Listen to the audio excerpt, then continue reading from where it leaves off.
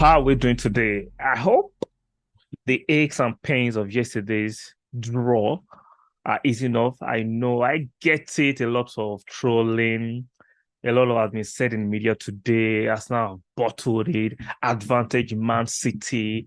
Can Arsenal come back from this capitulation? I've heard all kinds of phrasing, all kind of talk sports, Sky Sport. Gary Neville is teasing Arsenal fans. See, regardless of what the conversation is that is being put out in the media, the narrative has been pushed. Arsenal still have 7 games. We are going to Man City next week. Let's calm down. Now, it looks like Man City could actually do us over at the Etihad, but it's not impossible, excuse me, that we go there and get a result. It's not impossible. So let's calm down. I get it. According to reports, Saliba is not still fit. He's looking like Rob Holding. Holding is going to be playing that game. I think Haita will continue our prayer and fasting for that game. If we play the way we've played our last 2 games, we'll get a bashing. Man City will not be as merciful or as courteous as Liverpool and West Ham. We cannot afford these two pathetic letting of the leads. Like we have 2 times against Liverpool and against West Ham, 2 goal leads, and we bottled it. So we cannot afford that. I saw this a very interesting tweet from somebody. I think it's an interesting tweet for us to share. Going to need is to sign. Sorry, going to need to sign a new centre half in the summer. The drop off is ridiculous from Gabriel and Saliba. Man City get an injury and they bring in a 50 million pound defender. We bring in Rob Holding. That's the difference. Yeah, I kind of agree with that tweet. But on the other side, even though I'm not trying to defend Arteta and Arsenal, but let's call it try down the middle and be objective.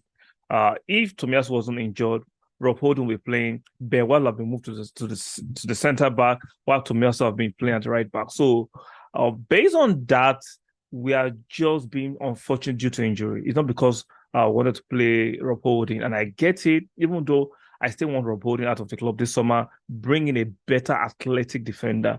See, for me, Rob Holding's athleticism is what doesn't make him play the way we play because the way we play 3 at the back, even though Zinchenko is the left back, but technically he plays in the midfield. So when we play with that formation, our 3 defenders in Ben White, Soliba went fit, and Gabriel, those players are very athletic. Their recovery pace and their ability to defend one-on-one is exceptional compared to Ropodo, who can't do that. If you look at the clumsy tackle Gabriel laid on Piqueta yesterday that resulted in the penalty, I'm thinking if he knew Soliva was playing alongside him, he wouldn't have rushed into that tackle.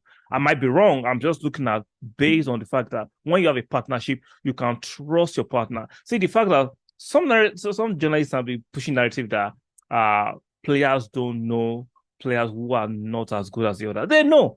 It's like telling me I don't know some of the employees at my job who are not up to scratch. Come, you all know the people that you work with, their strengths and weaknesses.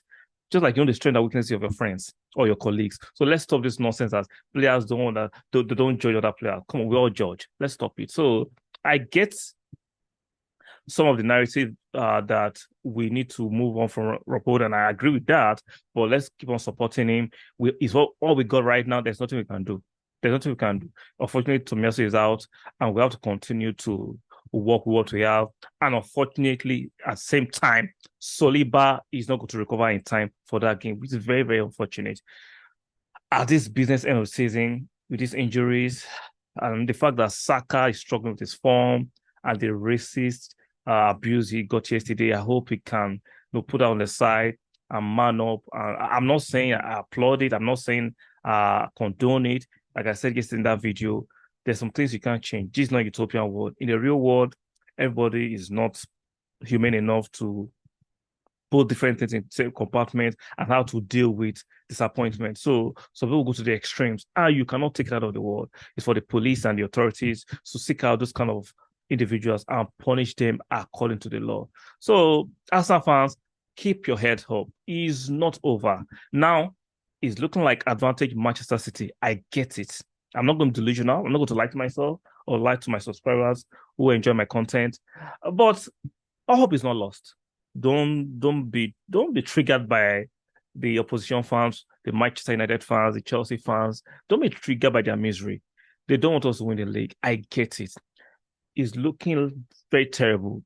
Like 2 points from 6 points in the last two games is not a title winning point total you can get from 6 points. And I get it. I'm not happy about it, but it is what it is. Let's keep on supporting the team and let's see what Arteta and the boys can muster up against Southampton on Friday. And let's keep supporting them. There's nothing we can do than to continue to support the team and push them. And it's not impossible. See, all these talk that Man City will just win all their games. They are capable of winning all their games, and they are still capable of dropping points. This is the English Premiership, the most competitive league in the world. On a given day, any team can beat the other team. Even though we understand the strength of the Man City team, the experience, the experience management they have, they've done it before. I get it, but this is still the English Premiership. Anything can happen. You like my content and you're not subscribed, do me a favor, make sure you hit that subscribe button. Make sure you turn on the notification bell and do not forget to stick a like on the video. And we'll be talking on the next piece of content soon.